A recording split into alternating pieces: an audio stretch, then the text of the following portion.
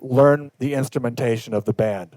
You might have a rock band, but on this tour they have a horn section. So you need to know in advance before you start organizing this what exactly you're dealing with in terms of instrumentation. Because pretty much the first thing you're going to do on a technical level is make an input list. So a word on input lists. They need to make sense to somebody who has never seen the band before. So it has to be organized. It has to make sense to a stranger. And I would suggest you take the same approach to the input list as you would take to the way you're going to lay out the console, at least on a basic level. What I do is I come up with an input list that is one for one, drums, bass, guitar, rhythm section, and then other melodic and harmonic things such as keyboards, or in the case of Florence and the Machine, there's a violinist. And then lastly, but most importantly, vocal. And then people approach this differently. We have a little bit of playback. I put it at the end. But it's the kind of thing, when you look at it as a list, 1 through 50 or whatever it is, it lays out logically and it makes sense. Well, I'll take that list and then lay it out one for one on the console, just without any moving around yet.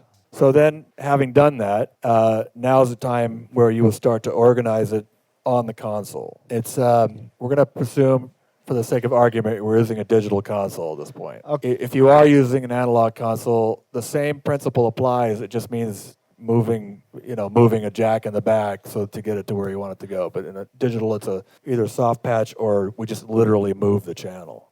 What we're looking at right now, and I know it's probably hard to see, is just the channel 1 is actually input 1 all the way through 32, and then 33 through 64, same thing. It's all one for one. So you could take this very logically laid out input list and look at it, and it just goes straight across the console. So on this desk, you can make layers. On every digital desk at this point, you can move a channel from one place to another. I'm very right-handed. This hand doesn't do anything for me. So I have the vocals right here. So as I'm standing there, I always have my hand on the most important channel, which is the vocal. On the section in the center here, I've put VCAs, which control kick, snare, hat, and overheads, toms, percussion, bass, guitars, keyboards, and our playback elements. So I have everything that I need to mix this show. I mean, I could mix this show on 16 faders, but everything I need is right in front of me. All the important stuff is right in front of me. And this is why it's very important to